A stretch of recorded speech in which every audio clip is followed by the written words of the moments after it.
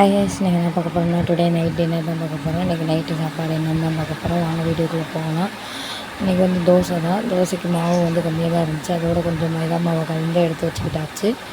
எண்ணெய் இதெல்லாம் எடுத்து வச்சுட்டேன். அது மட்டும் இல்லாமல் மார்னிங் வச்ச சிக்கன் கிரேவி இருந்துச்சு. சிக்கன் 2 பீஸ் இருந்துச்சு. அந்த சிக்கன் கிரேவி அந்த பீஸையுமே நம்ம எடுத்து வச்சாச்சு.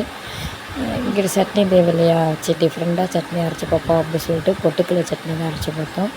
இது எப்படின்னா வெங்காயம், அந்த சின்ன வெங்காயம், பொட்டுக்கடலை, புளி, அதுக்கப்புறம் நம்மளுக்கு தேங்காய் சீவு தேவைன்னா போட்டுக்கலாம்.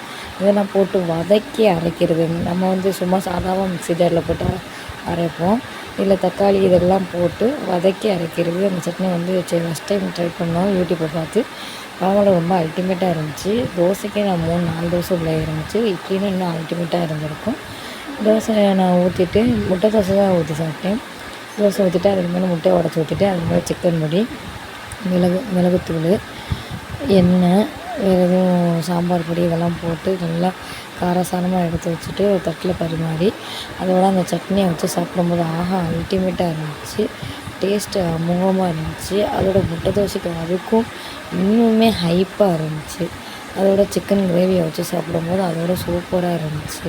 இன்றைக்கி நம்ம வீட்டில் என்ன சாப்பாடுனா தோசை, முட்டை தோசை, அதுக்கு சட்னி, பொட்டுக்கடலை சட்னி, சிக்கன் கிரேவி. இதுதான் நம்ம வீட்டில் சாப்பாடு. உங்கள் வீட்டில் என்ன சாப்பாடுன்றதை மறக்காமல் கமெண்ட் பண்ணுங்கள். இந்த மாதிரி இன்ட்ரெஸ்ட்டான வீடியோ பார்க்குறதுக்கு மறக்காம நம்ம சேனலை சப்ஸ்கிரைப் பண்ணுங்கள். அடுத்தடுத்த இன்ட்ரெஸ்ட்டான வீடியோ நம்ம சேனலில் வரப்போகுது.